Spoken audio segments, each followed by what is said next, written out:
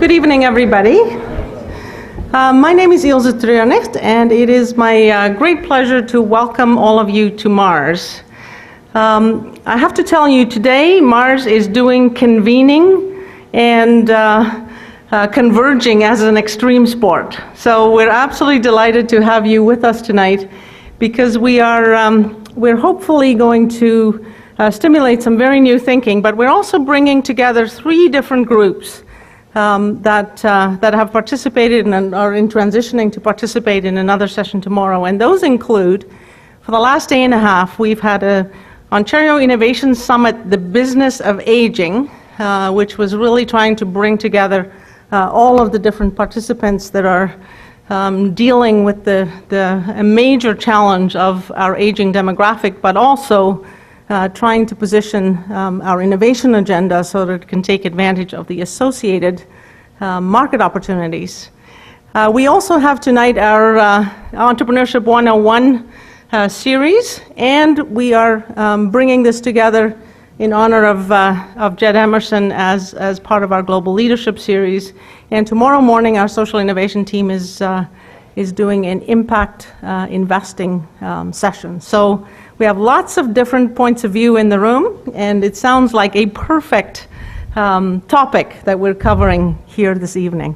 So my job is just to welcome you and to introduce to you the fearless leader of our social innovation at Mars stream, Alison Hewitt, and she's going to make the more formal introductions to our guest speakers. But welcome, and we're delighted that you're here.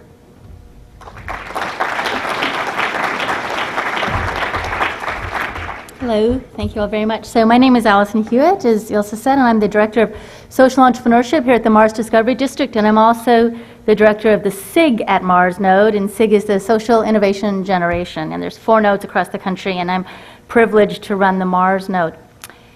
So when you begin to think about how you're going to encourage social innovation or how you're going to create capacity or an enabling environment for social entrepreneurship to flourish, it doesn't take you long to come across the name Jed Emerson. So I started at this program a little over 2 years ago, and we've been trying for 2 years to get Jed here, but he's on the road an awful lot, and so we're very, very happy that we've actually been able to pin him down, although he is a bit jet-lagged because he's on the road a lot. But we're very happy to have him. So he's currently at Uhuru Capital Management, where he's charged with overseeing and executing their approach to augmenting financial analysis with sustainability, economic and development insights. He's going to talk about blended value proposition, which I really hope resonates with you. It makes a lot of sense for us, not to be stuck in the not-for-profit and for-profit, but rather this whole concept of blended value. We absolutely see that as a huge trend in the way of the future. He sees the challenge for investors and managers to keep in mind the broad vision of value that is non-divisible, while simultaneously executing strategies that draw upon business, philanthropy, technology, science, social organizations, and government to create the most effective enabling environment possible. Now, if that wasn't a mandate, a resume for what you need to work at Mars, I don't know what is. So the increase in uptake of the blended value proposition has meant that Jed has spent much of his life on the road and working with a whole bunch of different groups, so we're so glad that he's here. He speaks at the World Economic Forum in Davos. He just came back from Dubai, where he says he takes no responsibility for what's going on right there, but I'm not so sure.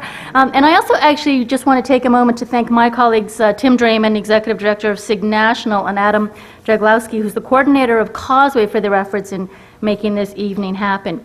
And now, as they say in academia, a little bit of bonus points is that we have Janice Stein, who's the director of the Monk Center of International Studies at the University of Toronto and the Belzberg Professor of Conflict Management in the Department of Political Science, who's going to be interviewing Jed and leading him in conversation.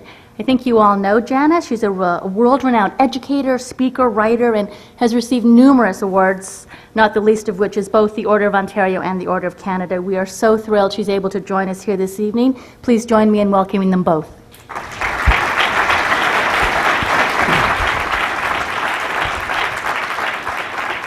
Thank you very, very much, Alison, for that warm welcome. And it is always terrific to be at Mars, Jed. Let me tell you, this is a very, very special place in this country. You can tell that Jed Emerson is an innovator, because the first thing he said, everybody's sitting in that third of the room, can't really see, so why don't you get up and move over and fill the empty seats on this side. And we had a bet about how many would move, and I said everybody would because Canadians are innovative. And you would all get up and move and fill the empty seats so we can have a conversation, which is what Jed and I would like to have with all of you. So while you're joined, there you go, Jed. Did I tell you something about Canadians? Jed told me no one would move. I said, yes, you would. But also your necks won't hurt now, so that'll be good. No, that's very good. There you go. That's great. Now we can see your face and connect. And, oh, that's terrific. What we're going to do this afternoon is Jed and I are going to talk for a little bit about issues that matter to everyone in this room, and then we're going to open it up to you so that, and you free to ask questions. Jed will respond. He just got back from Dubai. I asked him when. He said a day and a half ago. Then he went to New York. Then he went to San Francisco. Then he's here. And then he's going to London. And I said, I am worried about his body rhythms when you torture your body that way. But so we will get started, and we will open it up to you very soon.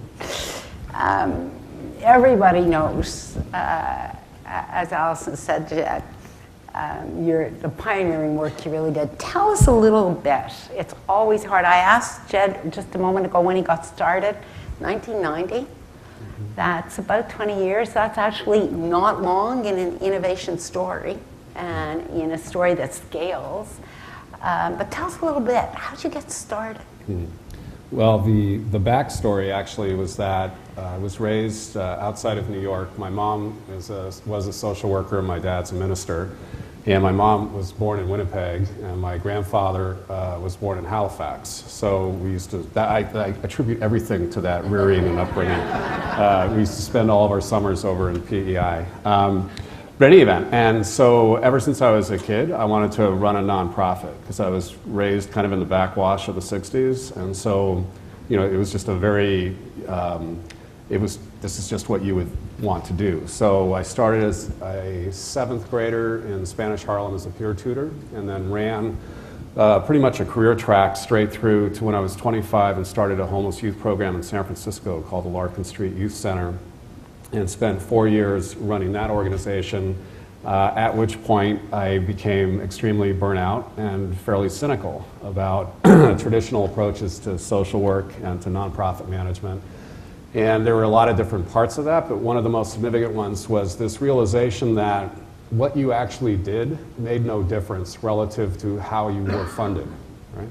And this was, again, 25 years ago, and there's been a whole movement around outcome funding and performance contracting and a whole bunch of other things since then.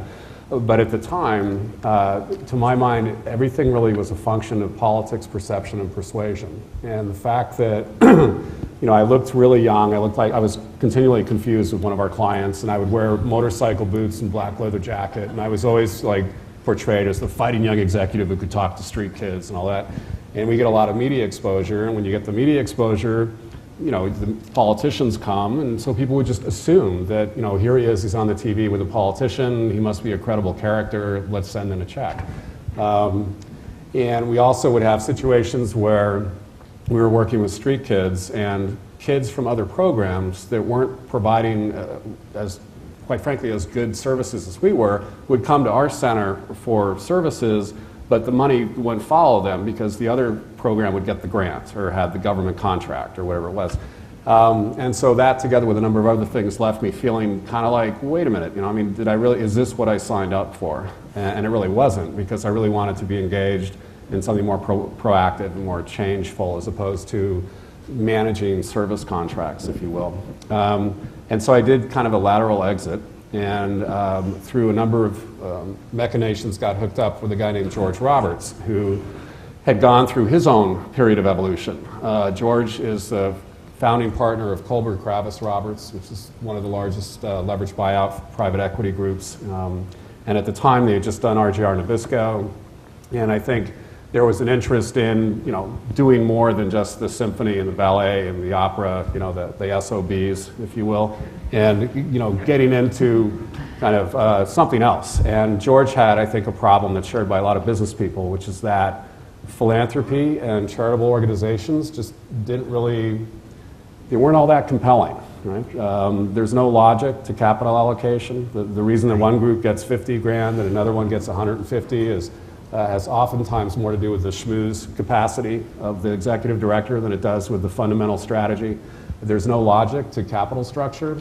So if you're doing, in the for-profit space, you've got seed, early, mezzanine, expansion, and there are ways that you put funds together in concert with the stage of organizational development. There's a logic to it. And in the nonprofit sector, until the last, let's say, 10 years, there's been very little logic sometimes. And you end up with an approach to philanthropy where you're just making a lot of startup grants. It's one of my friends refers to it as let 1,000 flowers wither approach to philanthropy. Because there's no follow-up funding, there's no handoff from one stage of investing to the next. All of these issues. And so George's challenge to me was, if we're going to do something in philanthropy, my wife and I want it to be something that's free enterprise-oriented, market-based, and that, in particular, we're interested in homeless issues. And so could you, look at the possibility of applying more of an economic development approach to homelessness, and how could we use more of a business-based model to do our philanthropy? And so that's kind of how we got started in 1990. And looking over the next decade or 15 years, what did you try that failed? We tried, well, it's interesting because at the start, George signed off on I think it was a $10 million 3 to 5 year initiative, and it was framed on the basis of more of a research and development piece.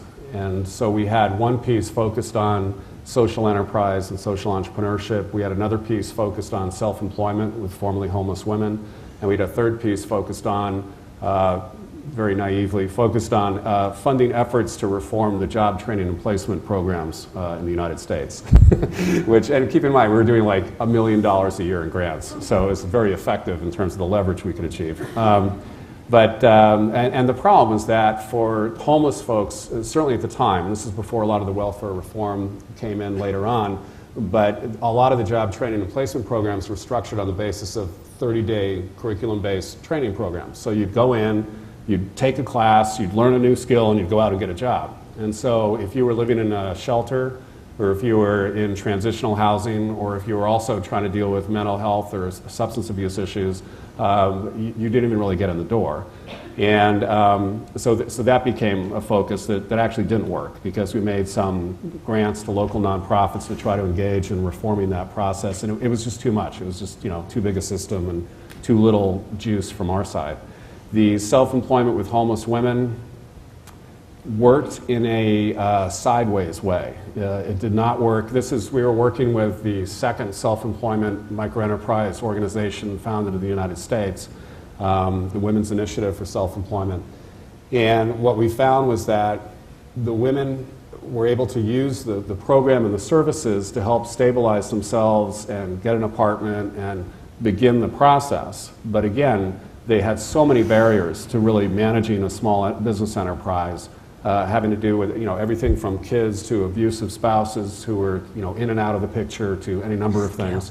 And so it worked, I think, well in the sense that it provided a stepping stone for the women who were in that program. It was not something that really was replicable or scalable or anything like that. It's really interesting because in your answer, Jed, you really illustrated we grapple with these all the time, what we understand by impact investing. Because you said, well, it worked well, but it didn't work well. So it had an impact, but it didn't have a big enough impact to accumulate to scale. Tell us how you think about impact investing. I think about impact investing as a set of tools and strategies that folks are increasingly exploring, and I'd emphasize exploring because it's an emerging kind of area of practice, where the intent is to generate some level of financial performance and return as well as concurrently some level of environmental or social value creation or impact, and that it's viewed as part and parcel as opposed to either or. Right. And when you think about the social and environmental impact, you must grapple with, well, how do we know? How do we measure it? How do we know, first of all, whether it's having an impact? And how do we tell the story? Have you had struggles around metrics? Oh, not so much. Why don't I believe you? I'm a reluctant metrics person. I mean, my background is in social work. I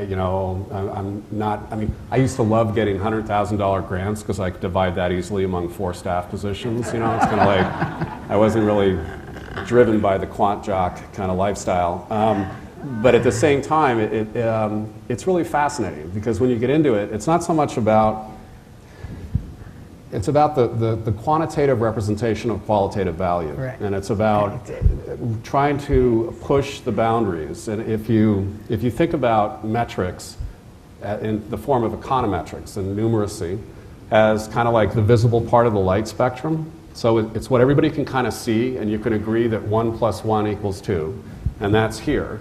But nobody would argue that the things that are invisible to the human eye don't exist. So gamma rays, X-rays, all these other things are out there that are part of the light spectrum, and we all know they're there, but you would never say, well, gosh, because I can't see it, it's not there. And yet we do that all the time in the metrics conversation. We say that unless you can quantify it, and you get into this whole input-output kind of piece, but God forbid you should try to push it to the outcome side with any kind of rationality. And God forbid you should take all 3 sets of metrics and drive it back to a time zero understanding of the capital that's being invested and the performance of that capital over that investment horizon. You get into all these really interesting kind of plays, if you will. And I think people want to go for the easy out, which is to try to boil social return on investment down to a single metric. And I think people aren't comfortable with the reality that, and there's ways you can couch the numeracy, so it's a narrative numeracy, so you're telling stories with numbers, and there's ways that narrative can reflect numeric performance and value. And when we did, so give us an example. Well, when we started developing the social return on investment framework for the Roberts Fund, we had the face sheet of the report intentionally had a set of econometrics, and we tried to come up with a social beta that we could use to factor in volatility for the types of philanthropic investments we were making. You followed all that? And ultimately that didn't really work, so what we settled for was a set of risk ratios based on the population, so that you could look at an investment, and on the face sheet you'd see a whole set of indices related to the business enterprise and its financial performance. You could see a set of indices related to the kind of the risk and potential effect, right?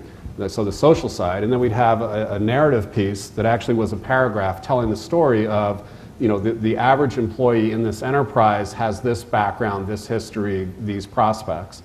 And it wasn't that we were driving for a single number, but the ability for an individual to look at that face sheet and have a full sense of performance and impact on financial, and in that case, social terms.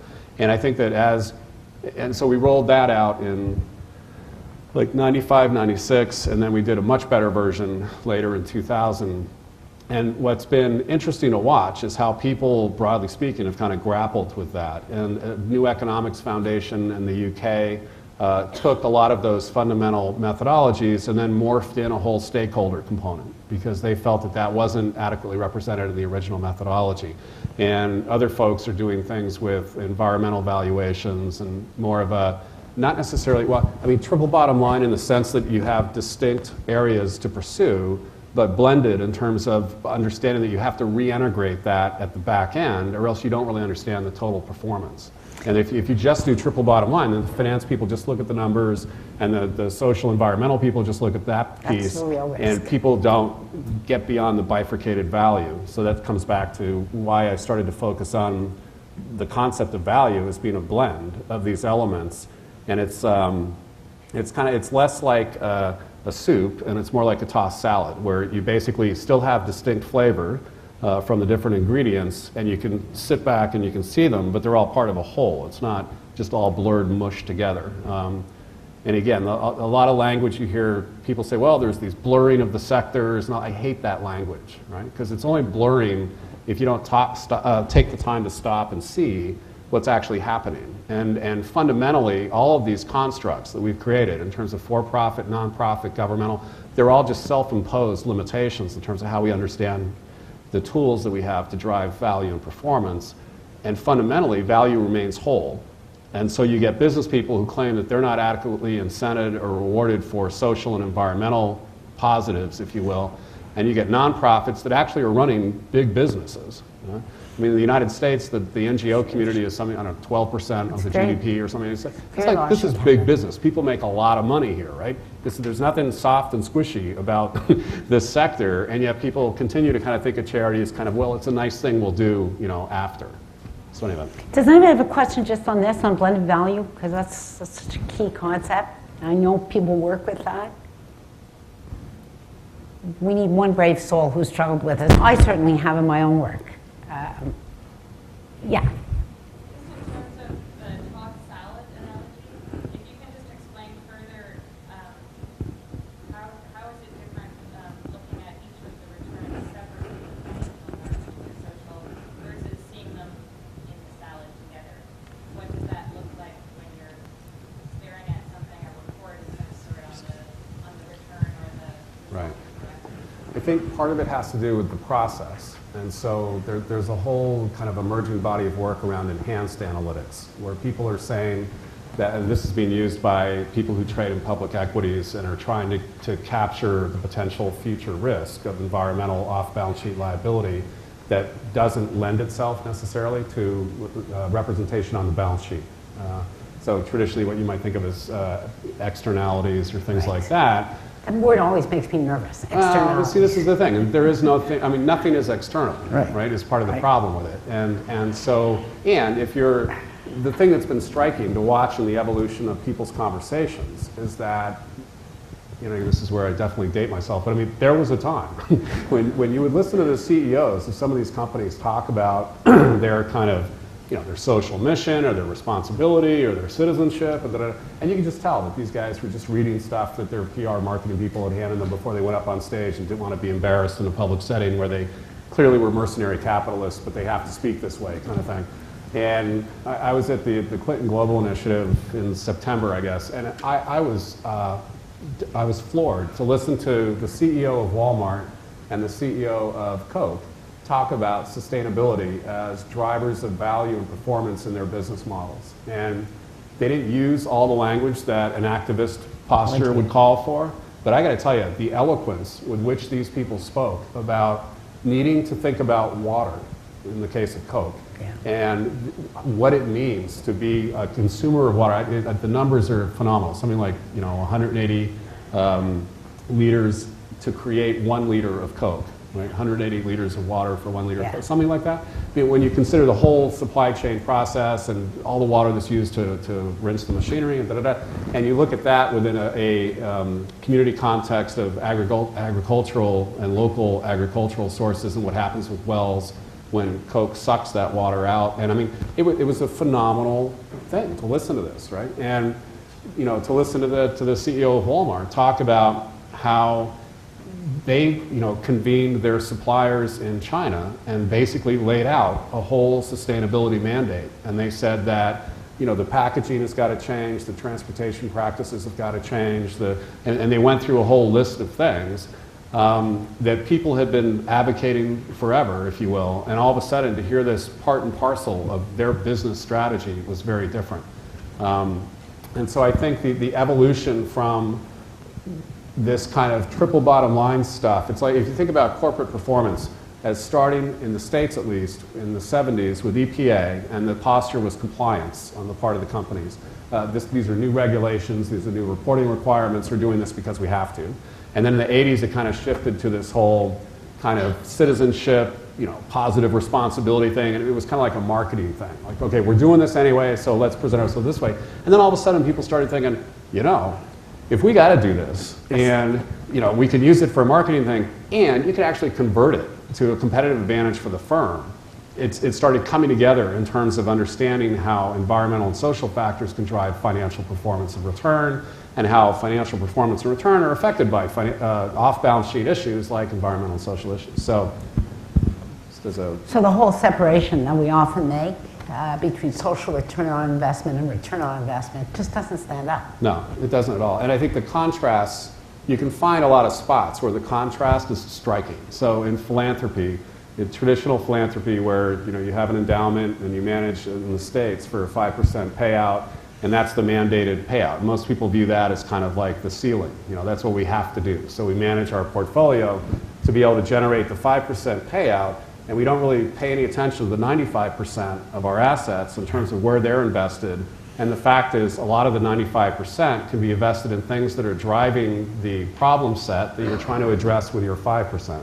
And so it's kind of this rape, pillage, and philanthropy approach, right? Which just doesn't make any sense just from a straight logic model, much less it's not a compelling business proposition. I mean, if you were to ask me for an investment and you said to me, for every dollar you give me, I'm going to take a nickel and I'm going to use that to execute my business strategy, and I'm going to take 95 cents and put it over here in the bank.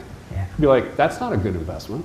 But that's basically how this is all structured. And the thing that's been striking is to watch the shifts in the philanthropic conversations and increasingly the practices around people really understanding that you can have a unified approach to investing where you're managing for total performance and total return, and you have different levels of financial performance and return that you're pursuing in the same way that there are different levels of social and environmental value that you're pursuing for a different investment vehicle. So a grant may have a higher level of direct social impact than an impact investment that might go into a microfinance fund or something like that, versus how you manage your public equities that are going into publicly traded companies that hopefully are driving some element of a sustainability agenda or practice. So I mean, it's just fascinating to watch this morphing up and out.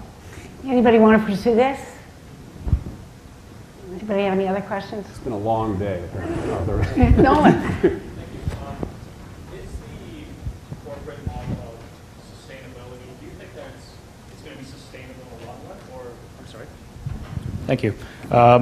Do you think the corporate model of sustainability is going to be sustainable in the long run, or do you see that there could be a disruptive new player from perhaps an emerging market that does things the old, 100% for-profit way that could sort of knock back the established big corporate player to the old way as well?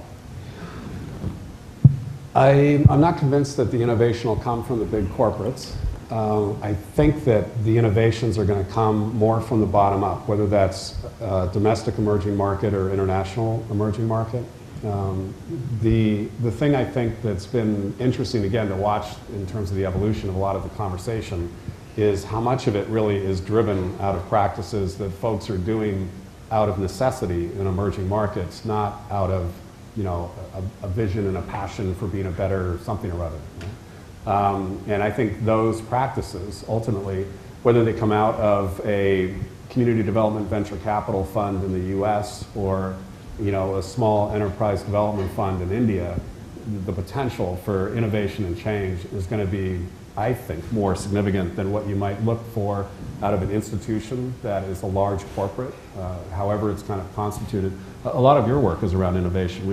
Where do you see that? No, I agree. That's the innovation frontier. It doesn't usually come from well-established institutions. It comes from the hungry edges, where there's a problem that you're grappling with and it's driving you nuts and you can't solve it. Right. And you work at it and 2 o'clock in the morning, and that's where you start. Well, and if you think about the shift in the capital conversation, a lot of that has come, I think that's been primarily driven from the fringe. So you had in the late 80s, early 90s, a lot of new money come into philanthropy that they weren't, no offense, but they weren't dead donor funds, right? I mean, they were being managed by people who actually never made money, they just managed things.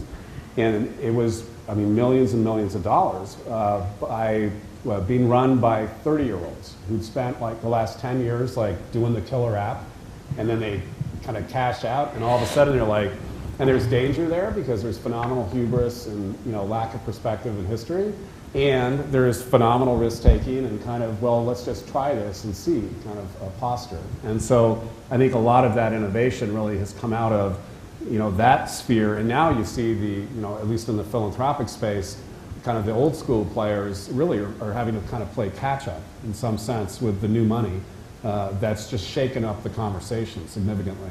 And I think the same thing has happened in public capital markets as well. You know, it's interesting because one of the things that strikes me when you have a conversation about innovation in the for-profit sector, there's some really interesting ideas around clusters and how that MaRS, in a sense, reflects that literature. When you talk about social innovation or innovation finance, that hasn't really migrated across. And when you look at the map of innovation and social finance, you don't really get the sense that innovation is moving through the product cycle in clusters. Am I wrong? Well, when you say cluster, you mean in terms of product, or you mean in terms of Connect- practice, in or terms community, of or? community and connectivity and practice, really.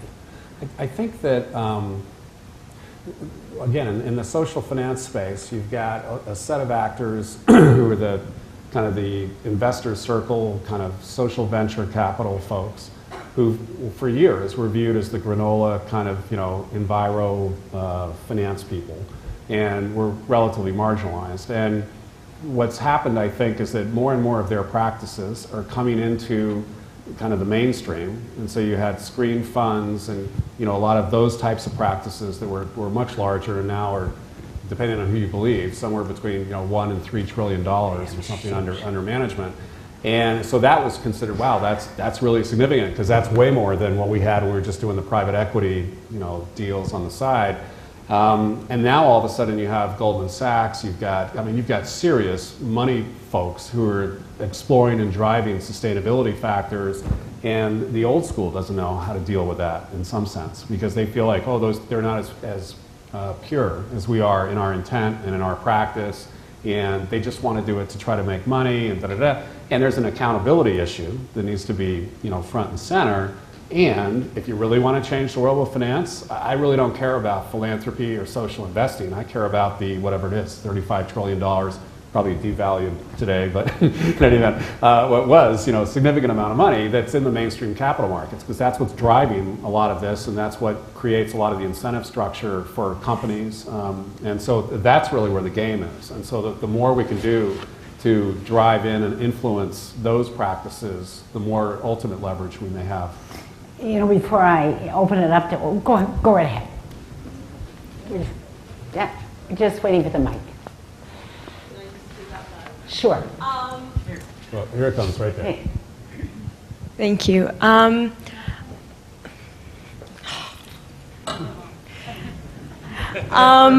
could you say your name, please? Manal. Yes, it's me. I would disagree with you in saying that there hasn't been innovation in finance, and especially you would know because you just got back from Dubai.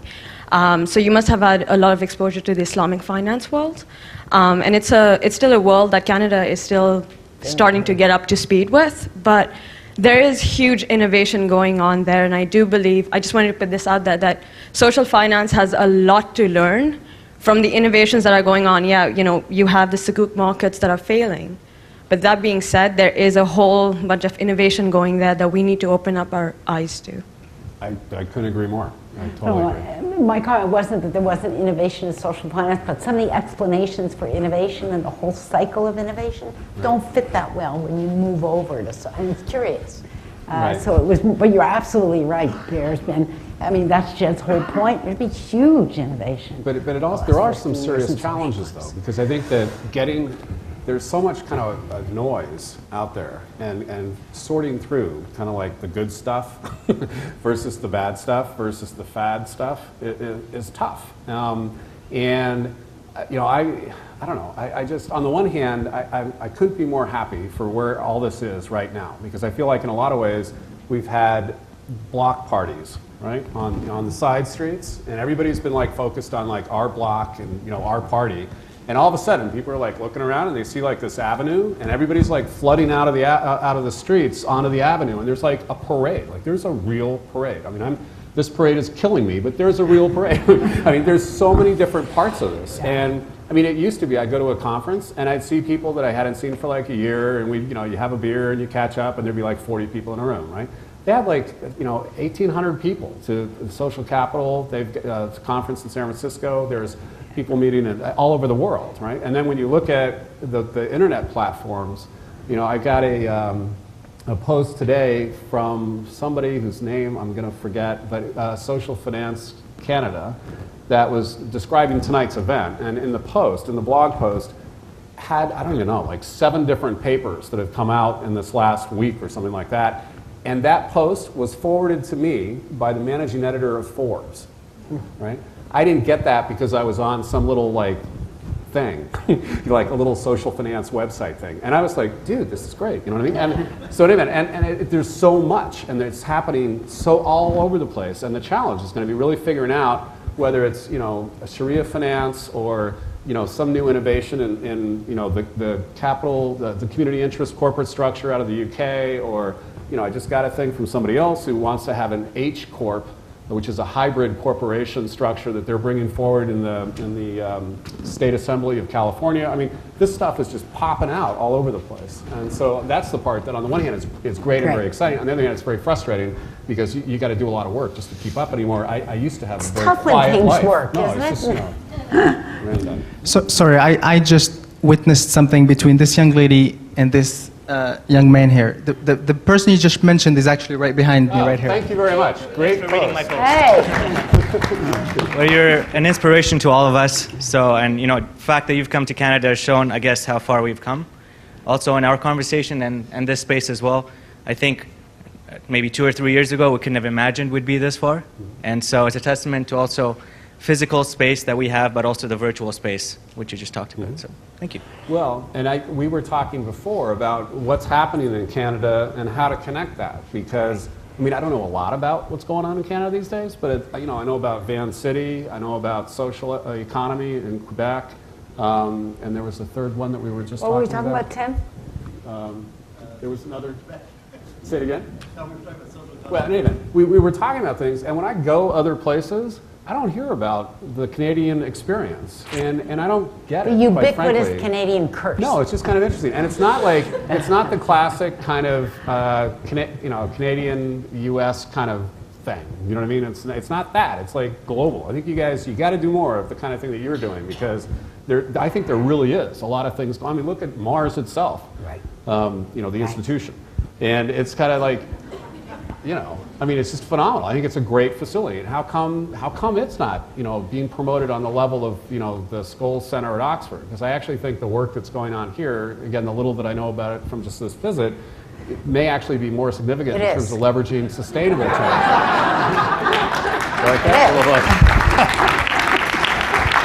So anyway, I'm going to be watching for you guys. But that's a challenge to all of us, by the way, to connect and to do what you did.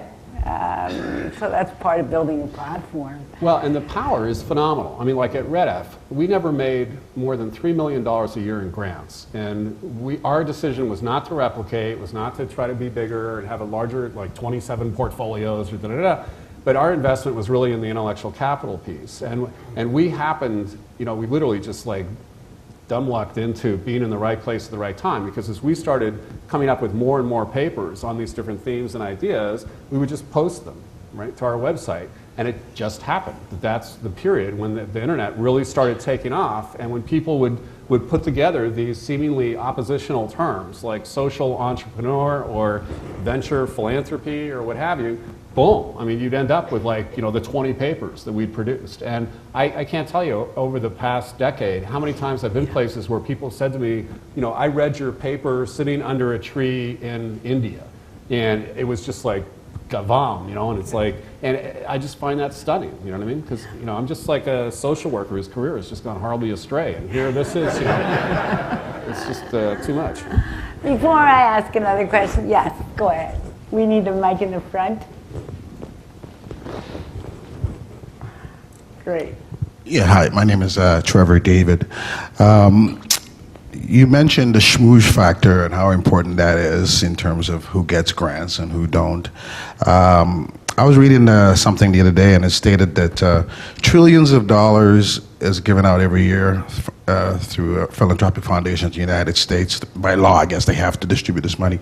But less than 1% actually goes to African Americans or the black community. Less than 1%. They make up, what, 20% of the U.S. population, if you add in the black Hispanics and all that. What has been your experience? What projects and best practices that you can maybe pass on to us Canadians so that we can maybe adopt here? Because the black community face the same issues as blacks in New York or throughout North America. High unemployment, the bottom of every economic indicator, you name it, police brutality, you name it, we face the same issues.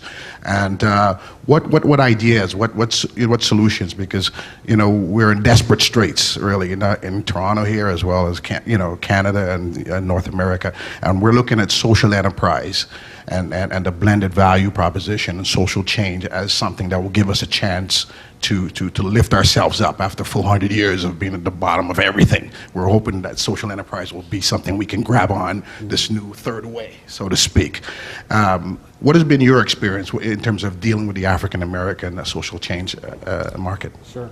The National Committee for Responsive Philanthropy this past year published a report on this issue, and it was just interesting to watch the response within mainstream philanthropy, because I felt like the recommendations they made, and I'm sorry, I can't remember the actual name of the paper, but it created a huge outcry within traditional philanthropy, because they were saying things like 10% of the grant-making budget should go into various diversified communities of interest that weren't adequately represented in the current kind of grant-making practices.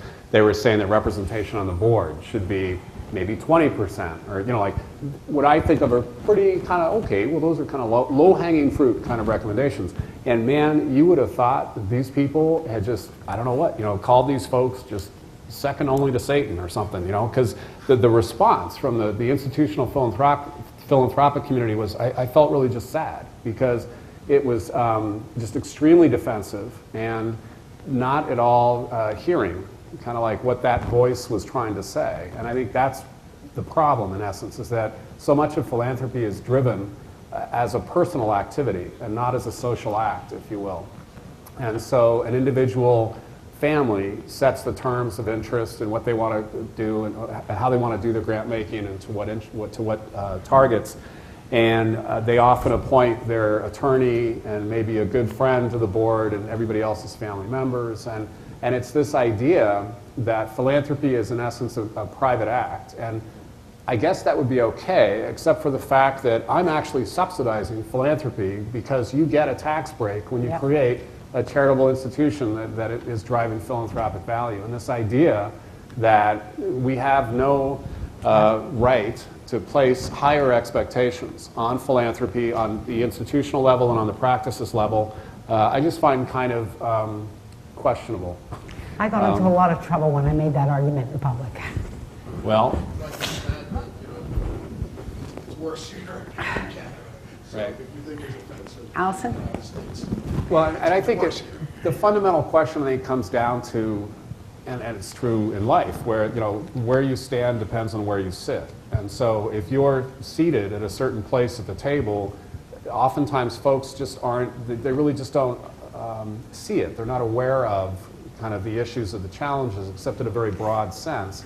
And so that's the challenge. It's also the opportunity for engagement with folks. And I think that the investing strategies that kind of drive down the kind of moderate middle, if you will, between philanthropy and commercial market investing are ones that provide for a really interesting opportunity for an interplay, because you can take a posture where it's not charity, it's not philanthropy, it's about investing for multiple returns, and you can have a different conversation that opens up, I think, some other opportunities to address this question. Allison wants to ask a question, but just to follow on, we're still, I think, in my view, at an early stage in the Canadian foundation community.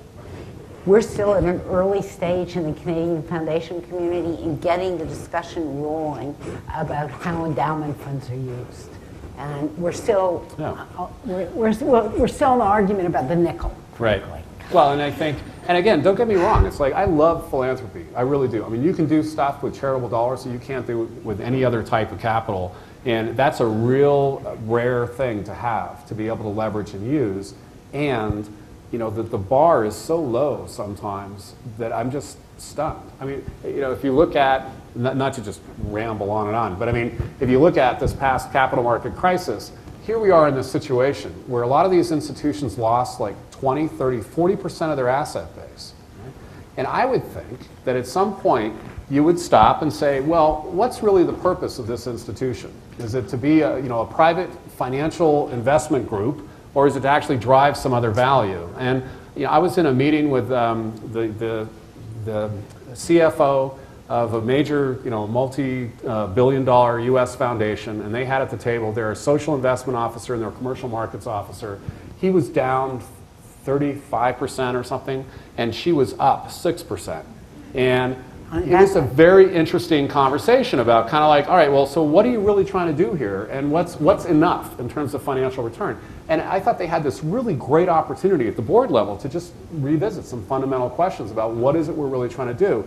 At the following board meeting, the board voted to have the commercial markets guy double down on his strategy so that they wouldn't miss the coming run-up in the markets that they wanted to try to get back to where they were, right? And they missed the whole opportunity to just stop and really think about, well, what does risk really mean in this context? And what are the returns that we're really trying to generate through the management and our stewardship and fiduciary responsibilities of this institution? Alison. Thank you very much. So I really take with a great deal of pride what you said about MaRS in terms of the fact that we bring together lots of different groups, and I'm very pleased that social innovation is so completely integrated into what we do here, right? We're getting better at it every day, and I don't see that happening anywhere else. What trends do you see globally in that sphere that could help us leapfrog? I'm thinking about, you know, the mobile phones in developing countries, and they've leapfrogged over the whole concept that we talked about today in the aging strategy around, you know, they don't have to worry about landlines and stuff now. What kind of trends do you see that we could be taking advantage of to help leapfrog this whole movement in Canada? Well, I don't know about any kind of technology trends or what have you, but the first piece of research that I did when I was at Stanford at the B School there was around just exploring this whole idea that there are multiple silos, and to my mind, all these silos are basically driving toward very similar ends, but they view themselves as very different sets of actors, right? So you have the for-profit social venture person who wouldn't really know about or talk to the social enterprise folks who are in the NGO space, and you'd have, you know, the venture philanthropy, strategic philanthropy people who weren't really talking to the social investment community, and there was just these really weird disconnects. And my fundamental argument was that at the end of the day, all these people are talking about the same thing. You know, they're just talking about value, and the difference is they're talking about it, again, as a both and as opposed to an either or value proposition. And whether or not they use that language, they're talking about it as a blend of performance and return that they're trying to manage organizations and structure capital to pursue. And so the fundamental issues that we should be focusing on are not these, again, keep in mind I'm tired, it's been a long life and all that stuff, but these ridiculous conversations about, well, is it, you know, should it be a nonprofit or a for-profit? Or how much social impact should for-profits be driving versus is it okay for a nonprofit to make money? And all this kind of, it was just like, because at the end of the day, it's all about capital and understanding capital is moving across this spectrum of performance, and it's all about management. And how do you manage organizations for total performance and return? How do you manage social capital? How do you manage your hard assets? I mean, all of that stuff. It's about metrics and getting on the same page, you know, at least on a deal-by-deal basis to be able to understand what we're talking about and how we'll know whether or not we did what it is we thought we were trying to do, you know, 2 years ago when we launched this venture and when we structured the capital on these terms. And it's about the enabling environment, because a lot of this gets driven by tax, regulatory, and other policies that come out of the government that incent organizations to be structured in certain ways or to perform in certain ways. And if we focus on the crosscuts and not on the silos, I think the potential for unleashing greater leverage and innovation that, because it won't matter that it came out of a certain space, it'll just go and it'll automatically be applied in a social enterprise over here working with formerly homeless folks, or in Micronesia in some sort of a new small to medium enterprise development initiative, or, it has, I think, the potential to really leverage. And I think the power of what you're doing in terms of bringing together various parts of the conversation, but focusing on kind of a common task, it has just phenomenal power that really is going to be something. I'm looking at my watch. We're supposed to finish at 6:00, but I have to ask one more question just because I'm so intrigued. I bet you say that to all your interviewees. I know, I really am. Jed has been working at a hedge fund. Tell us a little bit about it, and it follows on I think I just lost all the empathetic crowd. Yeah, I know. But actually, it's a question I want to ask deliberately in this room. Tell us a little bit about the opportunities you see for hedge funds to manage social risk and to mitigate social risk. Sure. I'm not sure. Okay, good. If you think about it, this is just the logical extension of a whole set of missteps in my life that, I just kind of, so now I'm actually living in Greenwich, Connecticut, and commuting to Midtown and working for a fund of hedge funds, which is even worse than just a regular hedge fund. But the thing that's been intriguing, well, first part, the vision for the hedge fund group has been a very traditional approach in terms of taking a quarter of the performance compensation and using that to drive direct impact investments. And so that's, where the conversation started. But and we were a startup company, so we weren't invested in the market when things imploded in the fall, and so we had nothing to do. And so I started a series of conversations with the CIO around how he thought about his investment practices. And we started talking about the difference between fundamental investing and technical quantitative investing.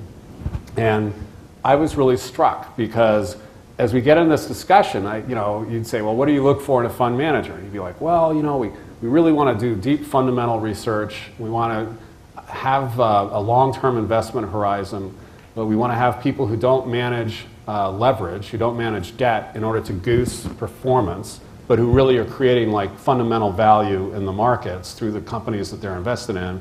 And we just started this whole series of discussions. It's been really fascinating because I actually think that there's the potential. I'm not saying that this happens and that this is the intent of hedge fund managers, but there's the potential within the fundamental hedge fund investing space to actually drive a sustainable finance agenda on terms that still may not meet the sustainability quotient that everybody, different people have. It may not be green enough, if you will.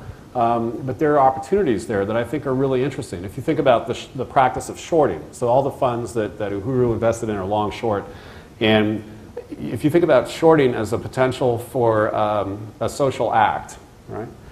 Shorting usually is viewed as a very negative kind of, creates volatility in the markets and da-da-da. But I've been talking with different fund managers who basically are using shorting to drive a sustainability piece and are going long on companies that they think have a greater potential to convert, if you will, or to use sustainability factors to drive value in the long term. And you could almost think of shorting in certain contexts as acting as like a financial canary in a coal mine around companies that are unsustainable. And the issue around the time horizon of the investment and how you exercise the options and da-da-da-da, there's a lot of issues there. But I think it's very intriguing. Having said all that, I don't know. I just finished. I'm just finishing like a 40-page reflection on all this stuff. And one of the conversations I had with one investor was he was like, the problem with thinking about sustainability in the context of hedge funds is that these guys can't help but make money. It's like baked into how they think, how they view the world, and at the end of the day, that's what it's really about. And if you can do some sustainability stuff as a part of that, great. But don't kid yourself that this is going to be this huge driver for hedge fund investing in the future. Having said that, there are more and more, quote, sustainable and green hedge funds that are being organized out there. And the question comes back to this metrics issue, because I think a lot of those funds are being organized around thematic areas. So they'll say, we're sustainable because we're doing renewables, or we're doing water, or infrastructure. But they don't necessarily drive the analysis down into the companies that they're taking positions in order to really assess and explore the degree to which those individual holdings are actually, quote, managed on a sustainable basis. So I think there's a lot of challenges and issues there, but I think it's a really interesting piece. I think and that, I'm you not know, that sure. may be an area of innovation, and I don't think anybody's really stretched their mind yet around mitigating social risk. Right. So there's areas, they're interesting and new areas to explore. Allison's glaring at me. I keep going, but she's glaring at me. So I'm going to stop and invite, and first of all, thank Jed. Well, thank you This all is very terrific. much. Just fabulous, really. And I have to tell you, this is an act on Jed's part of sheer physical grit and courage. I can tell you what jet lag is like, and all honor to you. It's my, And I credit to the airlines that he's here in one piece. But also, I really appreciate everybody coming out at the end of a day, because I know how hard it is and how many other things there are to do. And I think these kind of conversations together are just very helpful. And thank you so much for convening this. Oh, well, thank you very much. I want to also thank you all very much for coming out for your great questions and invite you all back next week for Entrepreneurship 101. Also, just a reminder that we are filming this event, and so if you have other people in your networks you'd like to send that to, then if you're on the Entrepreneurship 101 mailing list, then you'll get notification of that. So thank you all very much for coming. Janice, thank you so much for your questions, really probing and really terrific. And Jed, so glad we finally got you here. And I'm sure there'll be a few questions in Jed's